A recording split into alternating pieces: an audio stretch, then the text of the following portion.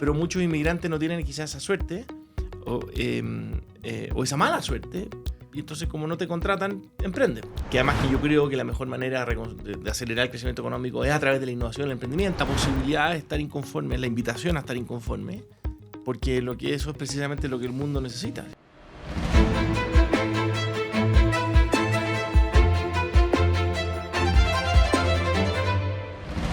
Inconformes. Nicolás Shea, un líder visionario que no solo fue fundador de Startup Chile, sino también de la Asociación de Emprendedores de Chile. Su impacto se extiende a plataformas de financiamiento colaborativo como Cumplo y de educación como eClass, siendo formado en prestigiosas instituciones como la Universidad de Columbia y la Universidad de Stanford. Un emprendedor de por vida cuyo impacto va más allá de los negocios, transformando la sociedad y la cultura. Hola, muy buenas tardes. Yo soy Raúl Escalante y soy su anfitrión hoy. Bienvenido a Inconformes, donde nos acompaña Nicolás Shea.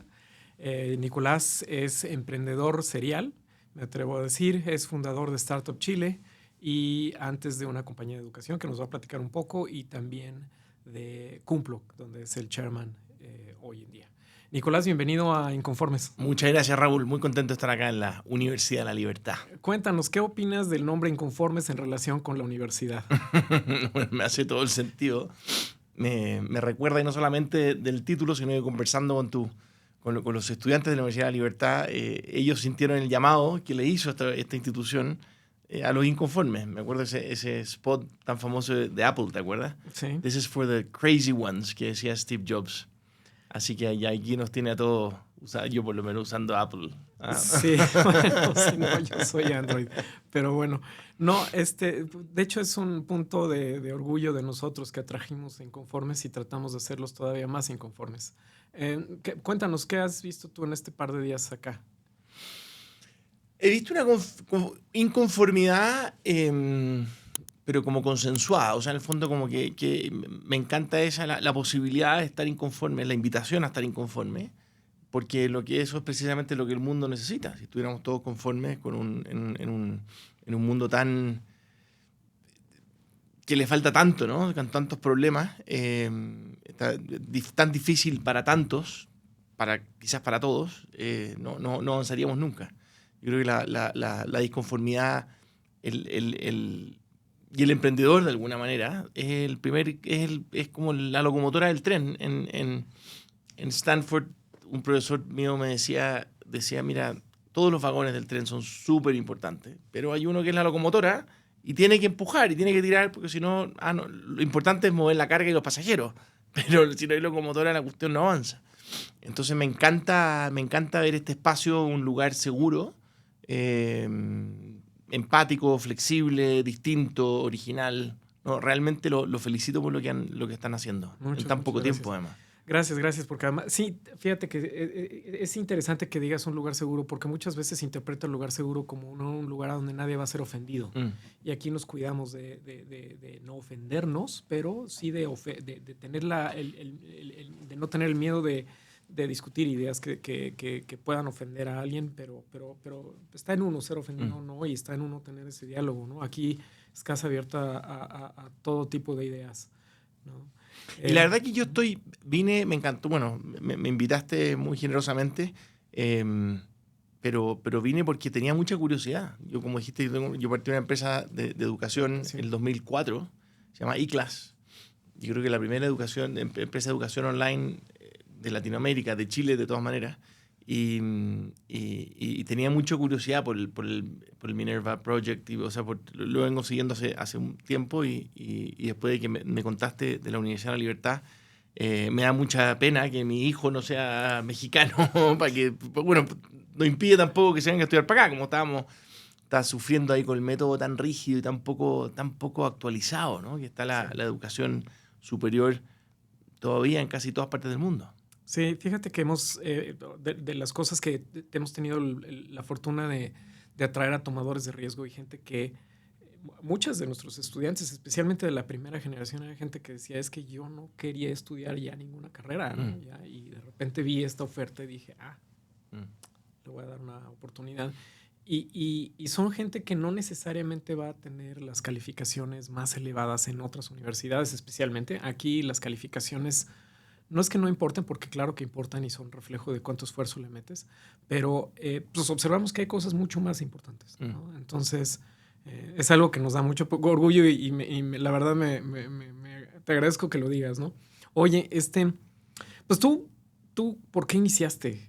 Primero, los 3 emprendimientos con los que te asocio tú, eClass, Startup Chile y ahora Cumplo.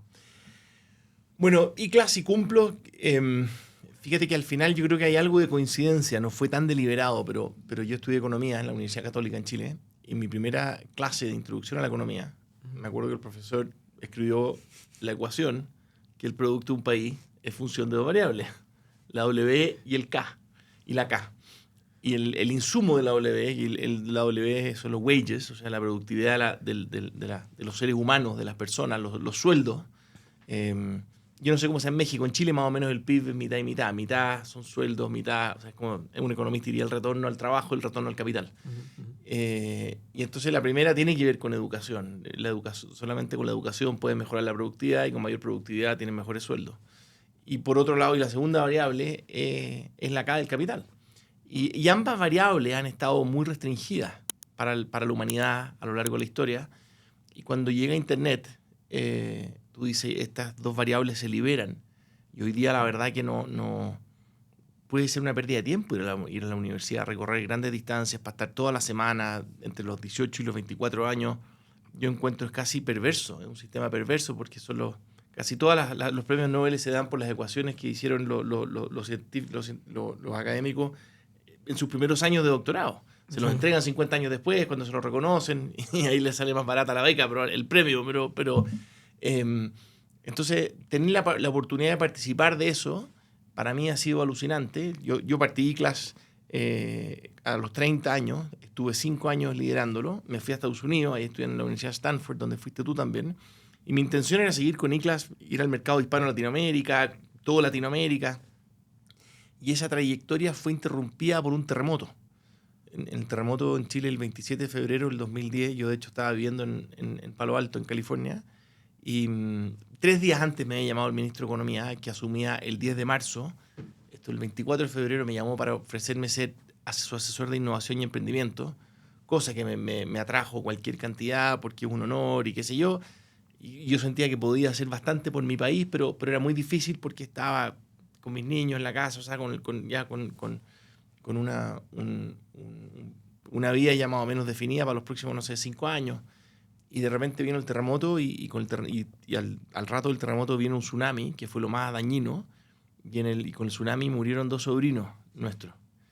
Y eso, cuando nos despertamos, me acuerdo, con mi esposa, vimos el email, todos muy preocupados, sabían que se habían quebrado las comunicaciones, y el primer email que nos llegó fue con esta noticia, y fue como nos miramos y nos volvemos a Chile. Yo dije, yo vuelvo al gobierno, hay que ayudar.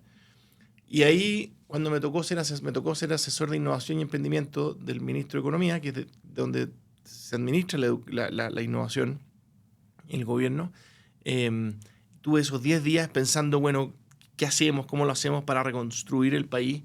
Que además que yo creo que la mejor manera de acelerar el crecimiento económico es a través de la innovación y el emprendimiento. Este año le acaban de dar el premio Nobel precisamente a 2 académicos en esa línea. Y la verdad que yo además soy inmigrante, primera generación en Chile. Yo nací en Nueva York, inmigrante irlandés, o sea, descendiente de irlandeses. Y para los inmigrantes no sé, es muy obvio el tema del emprendimiento, porque a los inmigrantes generalmente los contratan menos, los discriminan. Yo tengo la suerte que me parezco un poco más a los chilenos, entonces, y soy católico, y entonces hice el servicio militar en la Armada de Chile, entonces soy más parecido, pero muchos inmigrantes no tienen quizás esa suerte o esa mala suerte, y entonces como no te contratan, emprenden. Y de muy chico hay muchas, bueno, esto va para muy largo, pero en el fondo se correlaciona muy fuerte el emprendimiento con la inmigración. Entonces, cuando me tocó hacer una propuesta al ministro de Economía para los próximos 4 años, me pareció obvio. Además, después de estar viviendo 2 años en Silicon Valley y viviendo, a ti te haber tocado probablemente, o quizás tú, que te quisiste quedar Y no es fácil para un emprendedor extranjero quedarse en Estados Unidos. Ahora es un poco más fácil. Si te contrataban, la empresa te sponsoreaba el permiso, pero si querías quedarte así, starting up a company, era prácticamente imposible. Difícil. Entonces me tocó vivir ese dolor de mis amigos. Y yo pensaba, siendo alumno, mira que divertida la vida, si yo alguna vez tuviera poder, tuviera dinero, o sea, al suizo, al francés, al inglés, al mexicano, les pagaría para que se fueran a Chile un rato, un stopover. Y un año después tuve poder y fondos públicos y le presenté este proyecto al ministro. Y esa fue la otra suerte, que fue la primera idea que se me ocurrió. Se lo presenté el 12 o el 13 de marzo. Entonces le dije, oiga, ministro, esto probémoslo, podemos partirlo al tiro. Y en política, con un ciclo político de 4 años, sin reelección, lo que no ocurra el primer semestre o el primer año, es imposible que ocurra después. Porque tienes que pasar al menos 2, dicen que la regla de oro son 3 presupuestos de la nación para que ya sea muy difícil eliminar el programa. Pero esto además le dio rodaje, funcionó. Bueno, y ahí está Startup Chile, que yo me fui al año y medio del gobierno para fundar Cumplo, que es la otra empresa que estoy liderando ahora. Pero así que lo de Startup Chile quizás fue una interrupción increíble, o sea, porque realmente el timing fue perfecto, hubo muy buena ejecución del equipo, ahí del equipo La Corfo. En fin, ya han llegado más de 3.000 empresas, o sea, 62 mexicanos.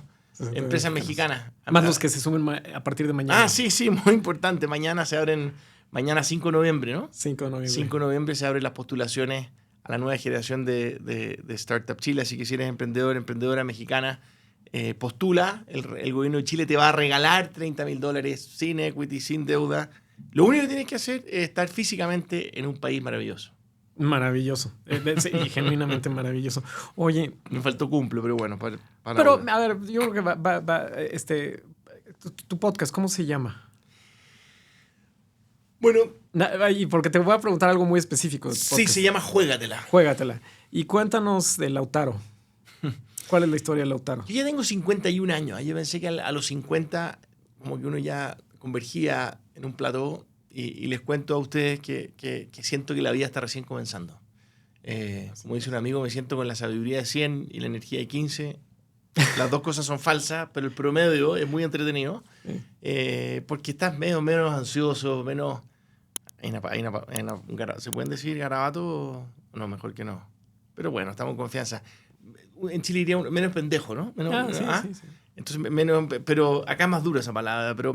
No sé para qué la dijimos, da lo mismo. Pero, no importa, pero menos infantil, ¿eh? O sea, como que no, yo contra ti. Y no, la verdad que el mercado es grande, hay espacio para todos.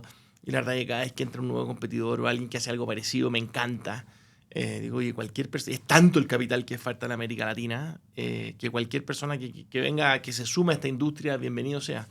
Pero me pasó que en los años 2020, vino esta como fiebre del oro, entre que hubo una abundancia de liquidez, se aceleró la tecnología y hubo esta fiebre por invertir y estas valuaciones brutales. Durante 2 años la tasa de interés estuvo en 0 y pensamos que iba a seguir en 0 mucho rato. Cuando la tasa de interés es 0, cualquier valor presente es infinito. Y todos picheamos PowerPoints absurdos, ¿ya? Con valorizaciones absurdas. Totalmente. Yo afortunadamente me fue mal. Le piché a los SoftBank, a los Tiger y a todos estos grandes fondos. Y digo que me fue mal porque mucho de ese capital era intoxicante. O sea, realmente recibías mucho más dinero del que podías digerir, a unas valorizaciones absurdas que terminaron diluyendo a todos los fundadores. En fin, eso también es para otro podcast. Y yo al no haber recibido ese capital, me obligó a ser mucho más estricto, riguroso, conservador, austero y enfocado en la rentabilidad desde hace un buen rato. Que por cierto es parte de los principios que nosotros enseñamos acá. Increíble. Y yo que lo estudié 5 años y también se me olvidaron, porque todos te decían, me acuerdo que un director me decía, oye, anda a levantar plata. Y yo decía, pero si no necesito. Decía, no importa, anda igual, porque deployment, si te lo dan, capital deployment. Invéntate algo. Pero ¿cuánto levanto? No sé, invéntate algo que justifique $50 millones. Y yo iba a hacer ese pitch. Pues anda a saber tú, si te llegan $50 millones, $1 billion de valuation, está bien, los tomo. Pero bueno, eso fue también, es medio caricaturesco, pero lo que sí me ayudó a valorar a los emprendedores más tranquilos, que están más preocupados de construir compañías que de venderlas. Si se vende después, bueno, fantástico, o no, velo tú.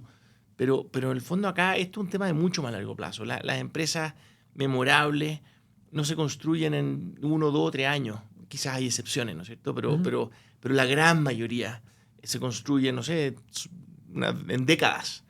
Entonces, y ahí es donde uno viene a lo muy importante, y ahí juégatela, el podcast. Yo ando buscando historias. La verdad que no me interesan los unicornios, no ando, I'm not chasing unicorns. O sea, me interesa mucho más el Lautaro, el Cuauhtémoc, no sé, digo nombre así como muy auténtico. El Lautaro era un toqui, un jefe mapuche de las culturas ancestrales chilenas, y que hay miles, y esas son las personas. Yo ahí también le hago un llamado a la Universidad de la Libertad. Me topo con varios alumnos acá que tienen 20, 21, 23 años, que están entrando por primera vez. Es mucho más fácil darle contenido a una persona que tiene el hambre emprendedora o que ya está emprendiendo, que tratar de hacerle un inception de una cultura emprendedora a alguien que tiene el contenido. Totalmente. Hay que hacer las dos. Sí. Pero esa creo que es la otra capa que por lo demás es la que va a sostener a los países como los nuestros. Nosotros lo conversábamos harto con mi jefe, el ministro de Economía, y al final, claro, como que estamos todos más preocupados de la microempresa porque hay más votos, y de la gran empresa porque hay más dinero. Y eso nos distrae de lo que yo creo que es la capa más importante de un país, que son los emprendedores medianos. Y que eso no reciben ningún subsidio, no recibieron ningún peso de herencia, y se han sacado pero la recresta, oye, y tienen 5 o 10 restaurantes. Es más fácil que esa persona con buen contenido, con buenos procesos, llegue a 20 o 50 restaurantes, que ir de 0 a 1 o de ir de 1000 a 10.000. ¿Te fijas? Entonces, ahí hay una oportunidad, y ahí me he estado enfocando, y juégatela, en un podcast que me interesa contar esa historia. Y como te digo, en Chile hay cientos, miles, imagínate en México van a haber 100.000. No, fíjate, hace ratito hacías una abstracción muy, muy, muy académica acerca de la rentabilidad del trabajo y la rentabilidad del capital y esas fórmulas de economía que yo también tuve viví la experiencia de vivir. Suerte, también son muy importantes, muy valiosas. Sí, son abstracciones, pero a final de cuentas aterrizan en cuestiones como enseñarle a alguien como Lautaro a calcular sus márgenes y ver qué parte de su negocio está contribuyendo más y genuinamente pensar qué otras soluciones pueden haber a problemas que tiene. Y bueno, nosotros aquí es chistoso porque quizás la etiqueta de emprendedor es una cosa que dice todo y no dice nada al mismo tiempo. Porque todos emprendemos, ¿no? Algunos emprendemos cosas como una familia nueva, que es nueva y tiene alta incertidumbre, ¿no? Emprendemos una compañía nueva, un trabajo nuevo, etcétera.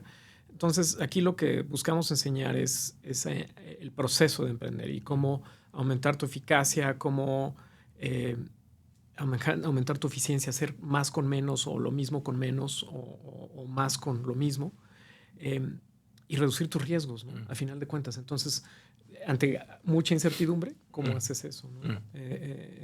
Pero bueno, y estas historias como Lautaro que nos platicabas, tiene 3 restaurantes, sí, de lo que aquí en México llamamos tortas. Tiene 10 restaurantes de tortas, sí. De sándwiches, ¿no? Sí, y factura $100,000 al mes. Sí. O sea, extraordinario.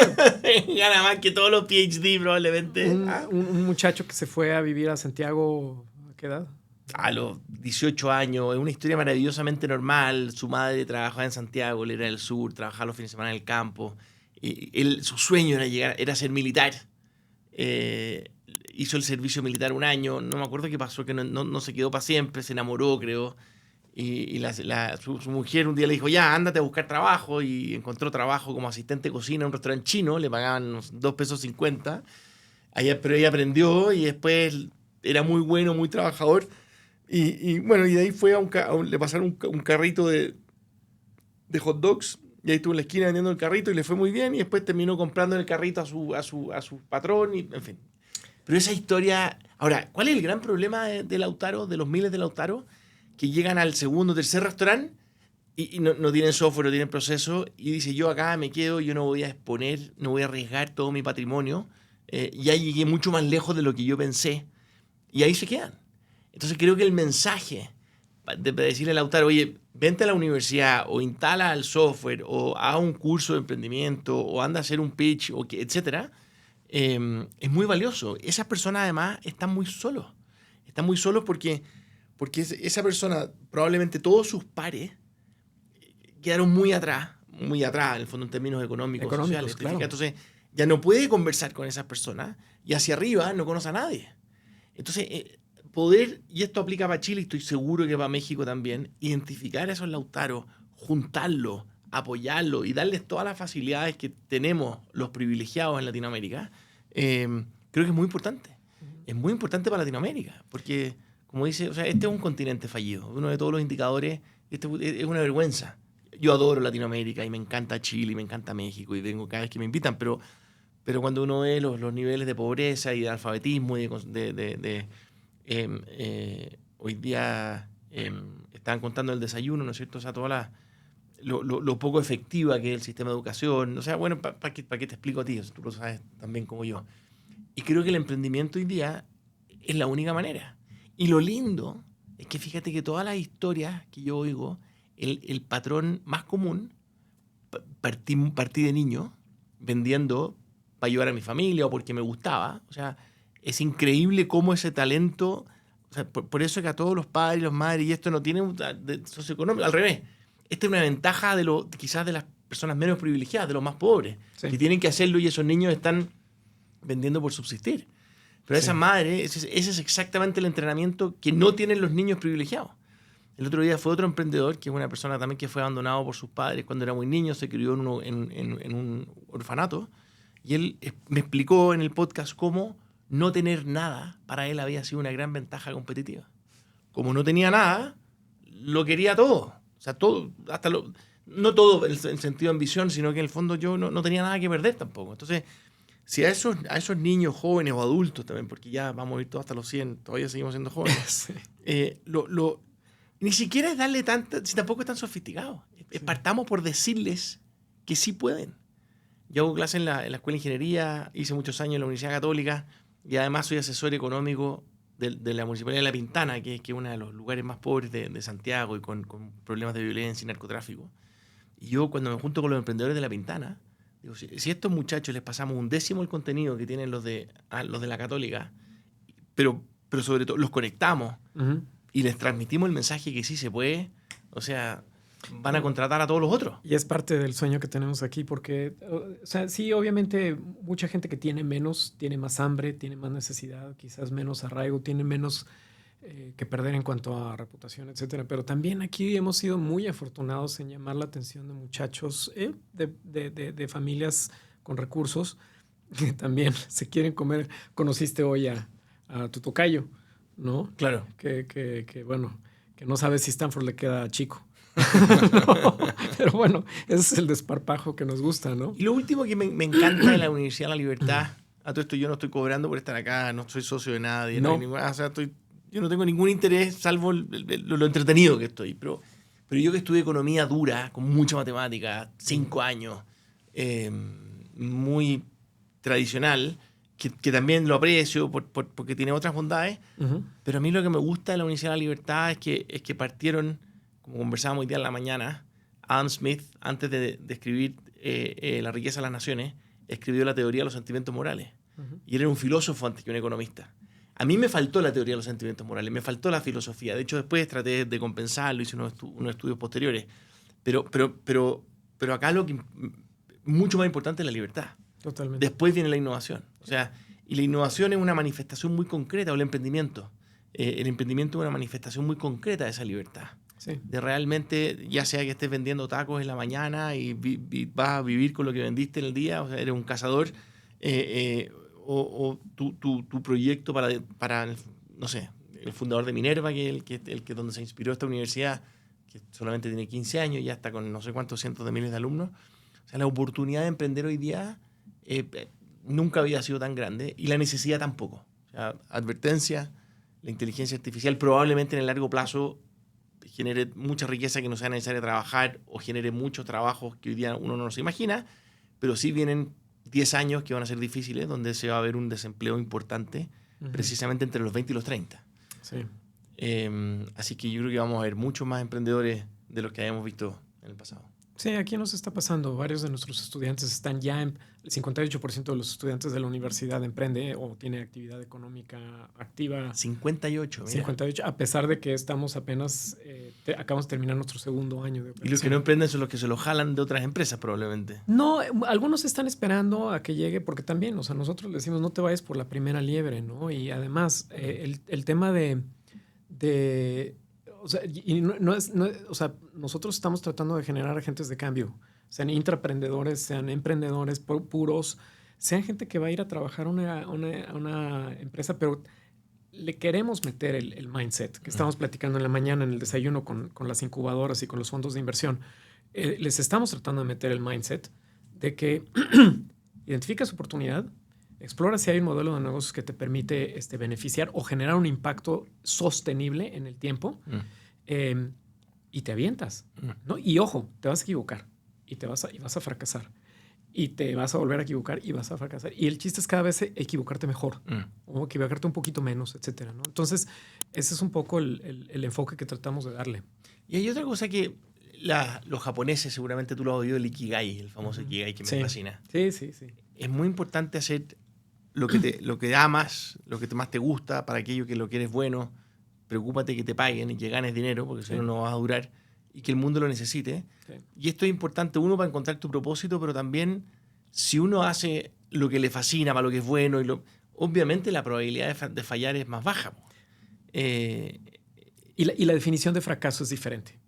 Porque tu nivel de satisfacción personal, que acabas de ir con lo que te mueres, ¿no? Sí.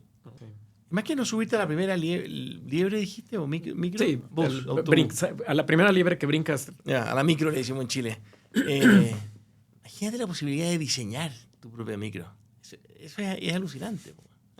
Ese es el privilegio. Ya lo he sufrido. Son medias feas, probablemente. Las ruedas son cuadradas y andan más lento, pero la diseñaste tú y la vas mejorando en el camino. Pero me encanta lo que están haciendo. Realmente los felicito. Es un privilegio. La verdad, para mí ha sido muy bonito ayudar a diseñar esto y además vivir las historias, porque todo se reduce a historias de vida, ¿no? Y tienes historias de lo más diversas aquí. Yo las historias que espero que también, eso sería un podcast, cuántos mexicanos, quizás de segunda o tercera generación, que estaban en Estados Unidos y se volvieron a México. Sí. Esa historia, yo creo que eso sería así como lo hizo Israel en los 45, no sé, después de la Segunda Guerra, que invitó a decir, ya muchachos, es hora de volver. Qué lindo sería decirle a los 50 millones o no sé cuántos millones de mexicanos, descendientes, ya muchachos, es hora de volver. El país más lindo, las mejores playas, la mejor cocina. La comida. La comida, o sea, es tan entretenido. La gente me dice, bueno, tú podrías estar en Estados Unidos, ¿por qué te quedas en Chile? Pero es que yo no cambié Latinoamérica. Por nada. O sea, realmente, no sé, es el continente más lindo del mundo probablemente. O sea, obviamente hay un sesgo, pero el sesgo propio es mi tierra, mis raíces, mi cultura. Yo estoy seguro, Raúl, que si hacen un llamado a los mexicanos, segundas, terceras, cuartas generaciones, se van a venir muchos. Vamos a encontrar el camino. Como quizás una cosa como al revés, una campaña, imagínate, yo soy marquetero, pero me imagino una campaña así, Make Mexico Great Again, Trump, tear down the wall so all the Mexicans can come back home. Voten ese maldito muro para que puedan volver los mexicanos a México. Claro. O si no, organícense bien en Estados Unidos y arman el partido, en vez de estar separados entre republicanos y demócratas, hagan el partido de los latinos y yo creo que hay muchas oportunidades. Estados Unidos aquí a 5 años. Hay muchas oportunidades con los inmigrantes, especialmente los inmigrantes que rechazan otros mercados, ¿no? ¿Sabes lo que pasa? Que además la gente dice, sí, claro, tú eres chileno, tú no entiendes que el narcotráfico, que la delincuencia, que está bien, uno no los ve porque es extranjero. Claro. Pero por eso tiene razón traer inmigrantes, porque los inmigrantes no están viendo los riesgos, no están conscientes, no son blancos de nadie. Entonces, Startup Chile también la posibilidad de poder seleccionar, hacer una inmigración selectiva. Sí. Hoy día ya sería mucho más difícil, porque es políticamente bien incorrecto ponerte a discriminar, pero el emprendimiento lo facilita eso. Entonces, Startup Chile, fíjate que cumple 15 años, pero en total el gobierno ha invertido menos de $100 millones. Suena mucho, pero no, es bastante poco. A lo largo de 15 años. En 15 años. Y de esos ya la rentabilidad ha sido 50 veces. en términos de las ventas generadas por esas empresas, los empleos. 50.000 empleos generados. Impuestos no sé si mucho porque todavía son empresas muy nuevas. Chilenos que gracias a esos emprendimientos se han ido a trabajar a Europa, a Estados Unidos, a Asia. Todo el impacto cultural en Chile, el posicionamiento mediático, la campaña de marketing de tener a, imagínate, 3.000, 6.000. Por cada emprendedor de Startup Chile, además que llegaban otros 5, más o menos, en promedio, sin haber recibido ningún peso. Entonces, yo siempre le digo, esto ya se ha replicado en más de 100 países, yo siempre le digo lo mismo, oye, si vinieran a Chile, te juro que van a ir a México. Obviamente no va a ir Elon Musk o Bill Gates, pero hay los 100.000 siguientes, sí. O quizás los 100.000 siguientes a eso, sí. Obviamente que se van a ir. Sí, no, y genuinamente el tema es generar soluciones a problemas que tiene la gente, necesidades que tiene la gente, y así se genera la prosperidad. Lautaro le da de comer a un montón de gente. Literalmente les da de comer, les vende la comida a un precio competitivo, porque si no, no se la comprarían. Le da empleo a cuánta gente, paga rentas, paga impuestos. Fíjate que su madre era Nana, le llaman Nana, era empleada. Sí, hay distintos nombres. Pero sí, bueno, muchacha. Se entiende. Había trabajado toda su vida como Nana. Él habla con mucho cariño de los empleadores, claro, de su madre, porque ese fue el dinero que los mantuvo de niño. Pero además él cuenta que una de las motivaciones importantes de hacer su segundo restaurante era traerse a su madre. Y el segundo restaurante lo administra su madre. Qué maravilla. Mira qué linda la historia. Sí. Y yo creo que es una muy buena manera de cerrar. Yo creo esa reflexión sobre lo que generó una persona que se atrevió. Otra vez, como el nombre es del podcast es Juégatela, que se la jugó, que fue creciendo, que fue aprendiendo a hacer cosas, que quizás hay cosas que todavía le podría faltar aprender, aunque quizás está contento donde está, ¿no? Y el bienestar que esto puede generar, ¿no? Una última palabra que nos quieras dejar. Quizás no, a quien está dudando de entrar o no entrar a la universidad. ¿A esta universidad? A esta universidad. ¿Y por qué esta no es para todos? ¿No? Quizás... Mira, yo la razón más convincente es que el costo de que no te guste es tan bajo. Si recibes beca es menor y si pagas la matrícula completa, ven y prueba.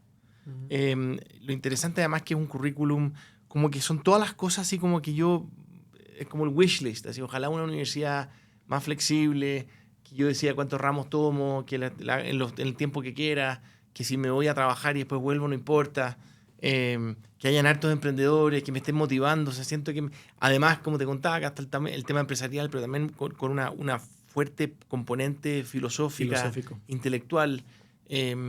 No, la verdad que el modelo, lo que han construido acá, y no me sorprende porque salieron, creo que ya el modelo educativo más innovador de México, ¿no? Este año. Y vamos por más. Sí, no, me encanta la conexión con el trabajo, me encanta y el título, qué cool. Qué cool tener un diploma donde estudiaste en la libertad. ¿Ah? Sí. Pues Nicolás, un gustazo tenerte. En verdad, qué bueno que nos encontramos en ese memorial del Centennial de la universidad, sí, del GSB. Y van a ser muchos años de amistad, además de personal, con la universidad. Absolutamente. Muchas gracias. Muchas gracias, Nicolás. Encantado. Inconformes es producido en la Universidad de la Libertad.